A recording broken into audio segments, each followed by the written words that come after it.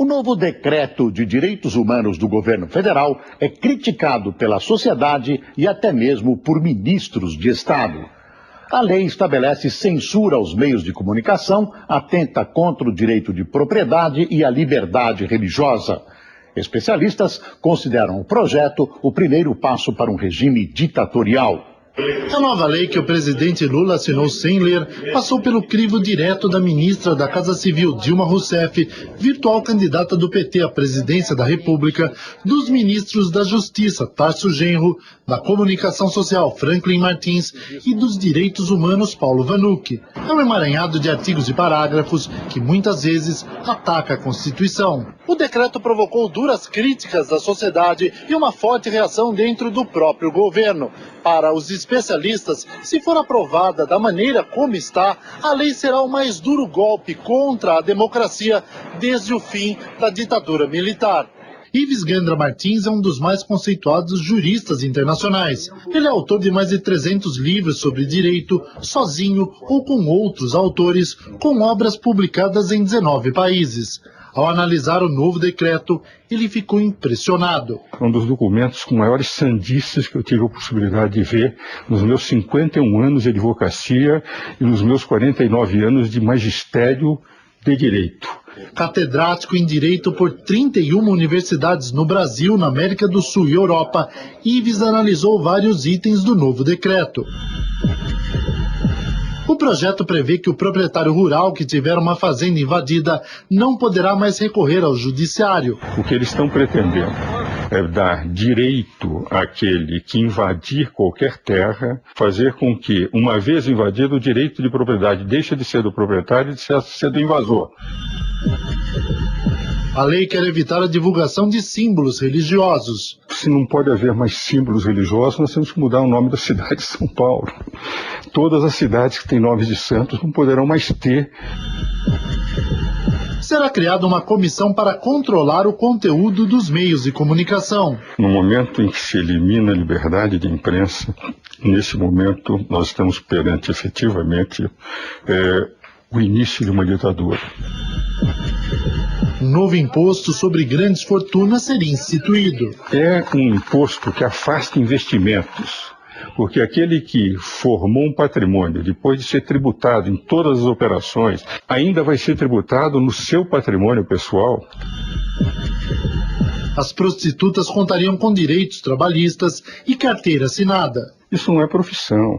Na prática, o que os verdadeiros direitos humanos é tirar essas moças do que elas estão fazendo e dar profissões dignas a elas. Os responsáveis pela tortura durante a ditadura militar seriam julgados. Já os guerrilheiros, que também torturaram, ficariam livres de qualquer punição. Torturador de esquerda é um santo. Torturador de direita é um demônio. É um decreto preparatório para um regime ditatorial. Esse conjunto de propostas é de fazer inveja aos irmãos Castro ou a Hugo Chávez. É um verdadeiro programa autoritário em que o governo decide sozinho o que é bom ou o que é ruim para a população. Passa por cima do legislativo, do judiciário e da própria Constituição brasileira. Adentra os domínios da irresponsabilidade institucional. Não dá para acreditar que tenha sido redigido por um grupo de ministros de um governo como o governo Lula. Aliás, o presidente diz que não sabia de nada, confessa ter assinado o texto sem ler. Uma coisa a favor deste governo: boa parte dessas sandices já existiam e foram criadas no governo Fernando Henrique Cardoso. O governo Lula somente ampliou e aperfeiçoou essas bobagens. Nesta segunda-feira, Dia Mundial da Liberdade de Imprensa, um evento no Rio alertou para as ameaças de censura a meios de comunicação na América Latina. O encontro na Escola de Magistratura do Rio reuniu jornalistas brasileiros e estrangeiros e representantes da Justiça. O ministro do Supremo Tribunal Federal, Carlos Aires Brito, foi homenageado por ter sido o relator da decisão que aboliu a lei de imprensa, que vigorava desde a ditadura militar. Ele recebeu uma placa de reconhecimento entregue pelo vice-presidente das organizações Globo, João Roberto Marinho. Entre a imprensa e a população e a comunidade, há uma linha direta, que não passa pela figura do Estado ponte, não passa pela figura do Estado mediador. Segundo os organizadores, o encontro procurou chamar a atenção para a situação de diversos países da América do Sul, onde há não só ameaças, mas ataques diretos, de diversas formas, contra a liberdade de imprensa. O presidente do canal de televisão venezuelano Globovision, Guilherme Zuluaga, tinha sido convidado para participar do encontro, mas foi proibido de sair do país depois de ter feito críticas ao presidente Hugo Chávez. Zuluaga mandou um depoimento gravado e foi representado pelo filho, que denunciou ser este mais um ato de censura do governo de Hugo Chávez. Também relataram pressões dos governos dos representantes da Argentina e do Equador. O americano Carl Bernstein, que cobriu o escândalo Watergate, que na década de 70 levou à renúncia o presidente Richard Nixon, fez um apelo em defesa da liberdade de expressão.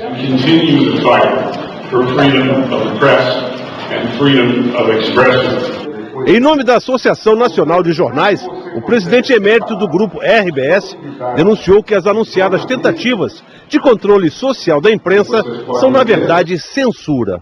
Nós achamos que há aí não o controle social, o controle da sociedade. Há uma tentativa de controle do Estado sobre a imprensa. E esta é extremamente perigosa, sobretudo porque há pessoas que assumem o aparelho do Estado e que, através desse aparelhamento, procuram influir sobre os meios de comunicação. A violência contra jornalistas e a censura aos meios de comunicação foram traduzidas em números hoje em São Paulo, no penúltimo dia da Assembleia Geral da Sociedade Interamericana de Imprensa. Na mesa estão jornalistas que conhecem a censura de lados diferentes. Roberto Roque é diretor do jornal El Universal, do México, país onde os narcotraficantes ameaçam e matam. Ele diz que nos últimos 10 anos, 100 jornalistas foram vítimas. Han sido asesinados ou desaparecidos. Ricardo Kirschbaum, diretor do Clarín, da Argentina, sofre ataques do governo da presidente Cristina Kirchner. Para ele, muitos meios de comunicação aceitam essa pressão e incorporam o discurso oficial. E todo favorável ao governo. Num levantamento divulgado hoje, a CIP, Sociedade Interamericana de Imprensa, ouviu 100 diretores de jornais da América Latina. 38% deles disseram que pelo menos um jornalista da sua publicação sofreu ameaça, ataque ou foi morto nos últimos 5 anos. No Brasil, 39%. Entre os diretores de jornais brasileiros, 67% apontaram como responsáveis pela violência políticos, partidos ou governos. É mais do que o crime organizado, citado por 56%. No Brasil, ainda existem casos de violência contra jornalistas, mas não é isso que mais atrapalha a liberdade de imprensa. Segundo o levantamento, a maior ameaça vem das decisões da justiça. 41% dos entrevistados no país acham que o judiciário é quem mais tolhe o trabalho de informar. É um entendimento do embate entre direitos, né? Ou o direito à privacidade, ou o direito à sua honra versus o direito de publicação. Só que, em geral, quando tem esse embate, está se dando em relação a políticos, as pessoas públicas, não é isso? Que tem que prestar contas para a população. O diretor de The New York Times, Arthur Sulzberger, contou que na China o jornal sofreu censura na página da internet. Como também vai lançar o site aqui, ele brincou. Não esperamos ter esse tipo de problema no Brasil. Por favor, me deixem saber se vocês pensam de forma diferente.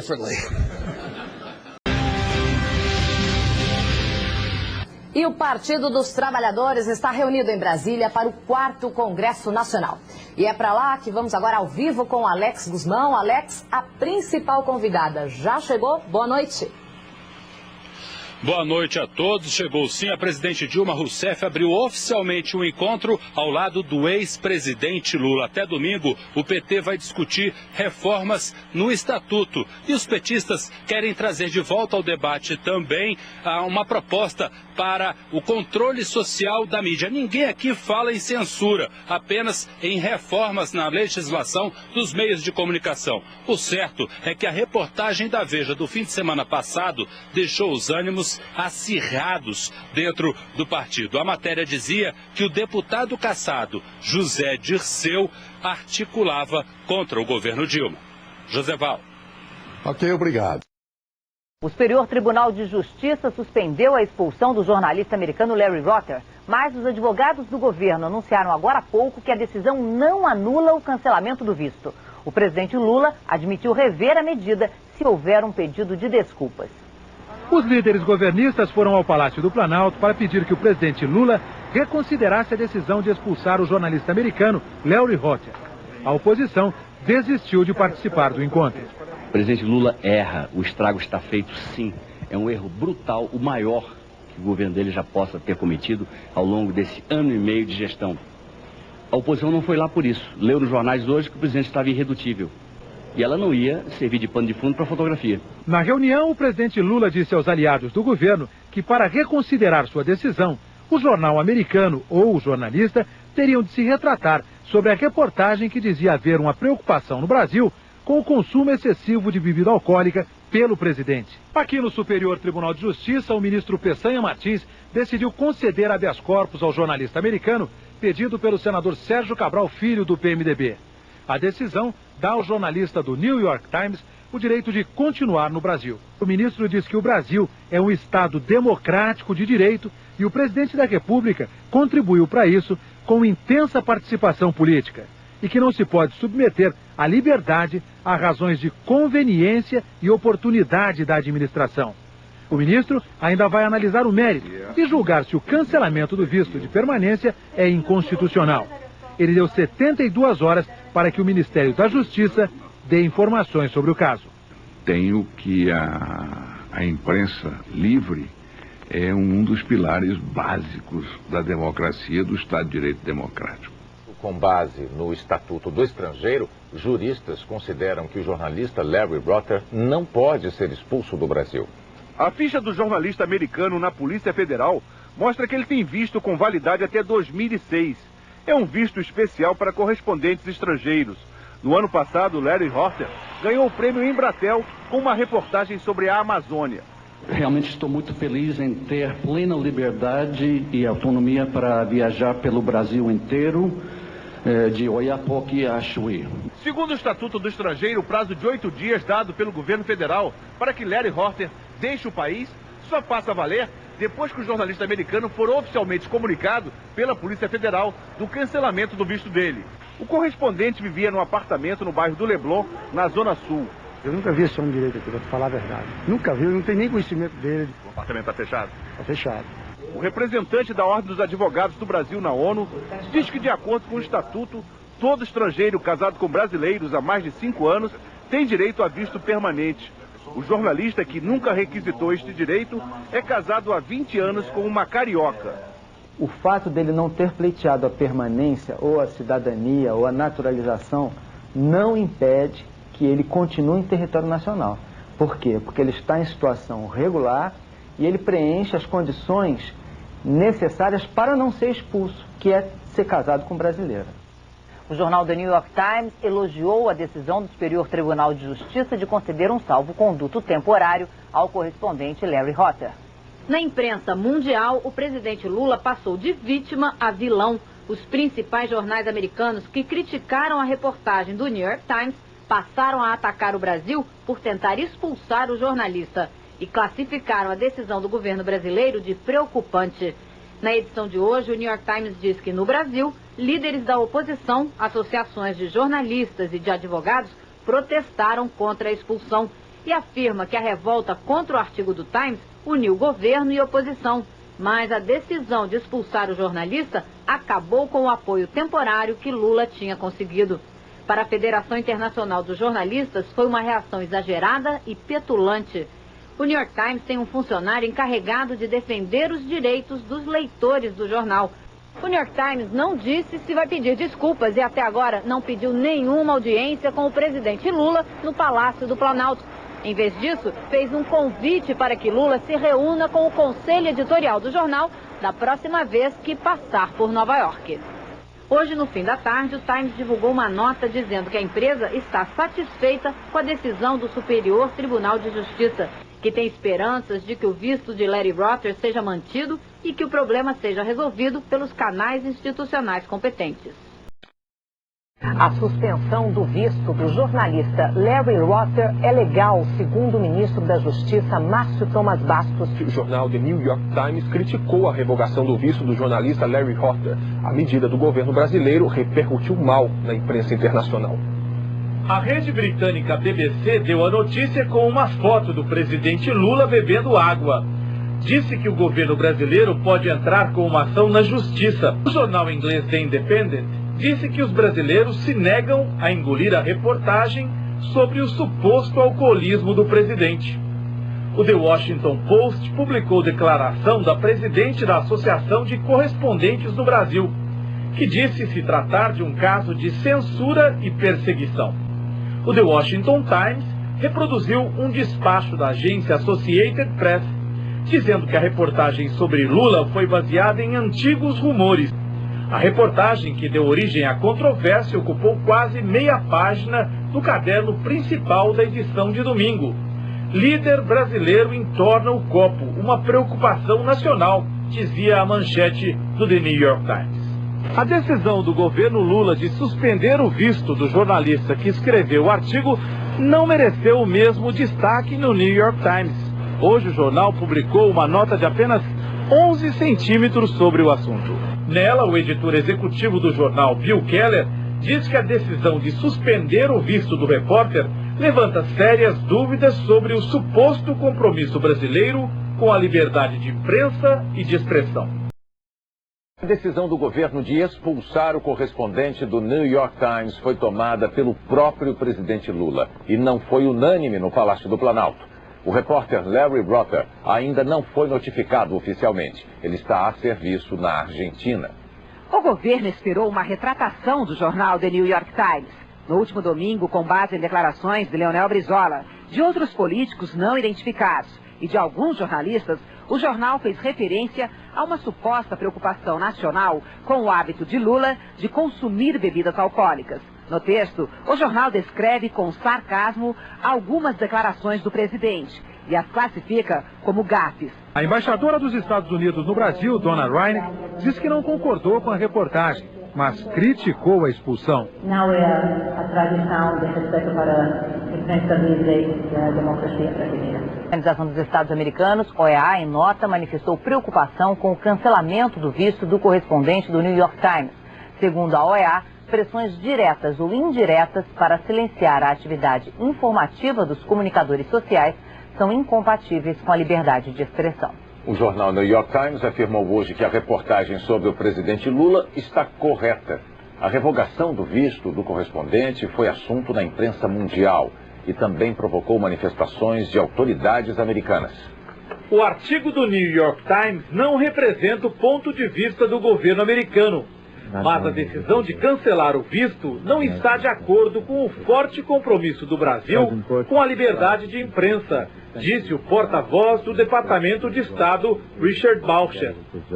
A notícia da expulsão do correspondente do New York Times correu o mundo pela internet: Japão, Espanha, Grã-Bretanha. A rede BBC mostrou uma foto de Lula tomando água. O Washington Post menciona que a direção do New York Times sustentou o conteúdo da reportagem, apesar da decisão do governo brasileiro. O New York Times informou em nota que depois de consultar advogados brasileiros, o jornal concluiu que não há base jurídica para revogar o visto do jornalista, que pretende tomar medidas legais para defender os direitos do correspondente. Hoje o jornal publicou uma nota em que o editor executivo Bill Keller diz que a decisão brasileira levanta sérias dúvidas sobre o suposto compromisso do Brasil com a liberdade de expressão e uma imprensa livre. Esta é a primeira vez que um jornalista é expulso do Brasil em pleno Estado democrático. Antes, em 1970, a ditadura militar expulsou o diretor da agência France Presse no Brasil, François Pelloux. Ele divulgou na França e depois aqui a lista dos 70 presos políticos que os sequestradores do embaixador suíço Giovanni Boucher exigiam que fossem libertados.